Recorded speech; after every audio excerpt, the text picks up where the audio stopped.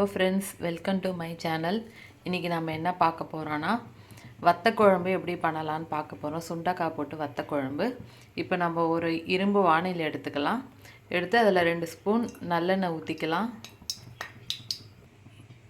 எண்ணெய் நல்லா காஞ்சதும் கடுகு, கடலைப்பருப்பு போட்டுக்கலாம். காஞ்ச மிளகாய் போட்டுக்கலாம்.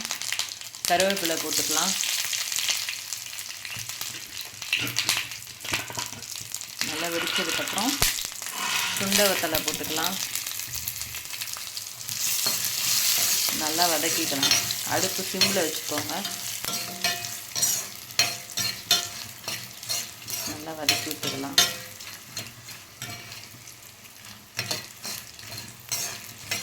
வத்த குழம்பு நம்ம எப்போவுமே இரும்பு வானிலையில் பண்ணால் உண்மையிலே டேஸ்ட்டாக இருக்கும், உடம்புக்கும் நல்லது.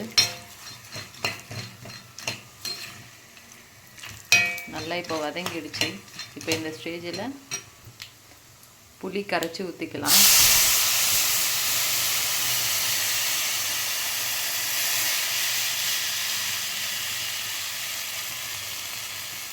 புளி ஊற்றியாச்சு.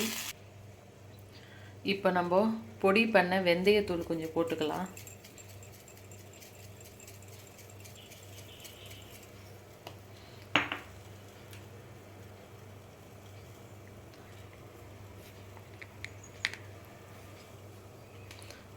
அப்புறம் மிளகுத்தூள் கொஞ்சம்.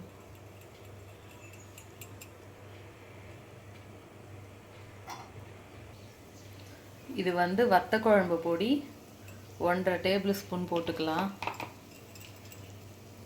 வீட்டிலே ரெடி பண்ணது இது.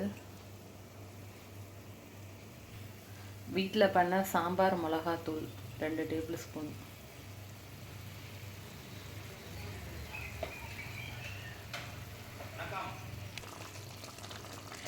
மஞ்சத்தூள் கொஞ்சம் போட்டுக்கோங்க. நல்லா கொதிச்சிட்ருக்கு.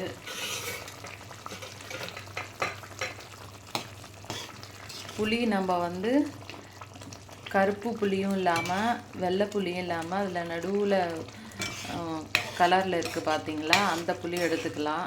அப்போ தான் உங்களுக்கு வத்த குழம்புக்கெலாம் நல்லாயிருக்கும். தண்ணி கொஞ்சம் ஆட் பண்ணிக்கலாம். 1/2 டம்ளர் தண்ணி நான் ஊற்றிருக்கேன்.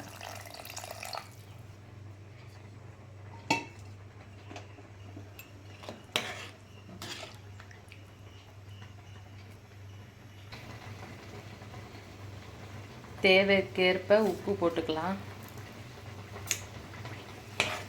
நல்லா அடுப்பை சிம்மில் வச்சுக்கோங்க. நல்லா கொதிக்கட்டும்.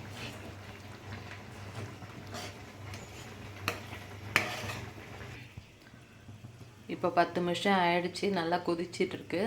இந்த ஸ்டேஜில் நம்ம வெல்லம் போட்டுக்கலாம். கொஞ்சமாக வெல்லம் போட்டுக்கலாம். வெல்லம் போட்டோன்னா நம்மளுக்கு டேஸ்ட்டாக நல்லாயிருக்கும் வத்த குழம்பு. இறக்க போகிற நேரத்தில் கொஞ்சோண்டு நல்லெண்ணெய் ஆட் பண்ணிக்கலாம். நல்லா கொதிச்சிட்ருக்கு. இதுக்கு நம்ம சுடு சாதத்தில் வத்தல் தொட்டுண்டு சாப்பிட்டோன்னா சூப்பராக இருக்கும். செம்ம டேஸ்ட்டாக இருக்கும். நல்லா கொதிச்சிட்ருக்கு. இன்னும் ஒரு 5 நிமிஷம் கொதிக்கட்டும். பாருங்கள், கலர்லாம் பாருங்கள், கரெக்டாக சூப்பராக வந்துருக்கு. இன்னும் கொஞ்சம் திக்காகணும். இல்லை இப்படியே கூட நம்ம இறக்கிக்கலாம், நம்ம இஷ்டம்தான். நல்லா குழம்பு நல்லா கொதிச்சிடுச்சு.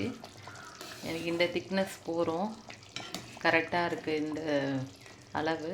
பாருங்கள், எண்ணெய் நல்லா திரிஞ்சு வந்திருக்கு பாருங்கள் சைட்லலாம். இதுதான் கரெக்டான பதம். இப்போ நம்ம அடுப்பை ஆஃப் பண்ணிவிட்டு எடுத்துடலாம். பாருங்கள், ரெடி ஆகிடுச்சு. சூப்பரான வத்த குழம்பு ரெடி ஆகிடுச்சு. இதுங்க நம்ம அப்பளம் தொட்டுட்டு சாப்பிட்லாம். களிக்கும் சாப்பிட்லாம், நல்லாயிருக்கும். கேழ்வரகு களிக்கும். ஓகே ஃப்ரெண்ட்ஸ், இந்த மாதிரி வீடியோ உங்களுக்கு வேணும்னா லைக் பண்ணுங்கள், ஷேர் பண்ணுங்கள், மறக்காமல் சப்ஸ்கிரைப் பண்ணுங்கள். தேங்க்யூ ஃபார் வாட்சிங்.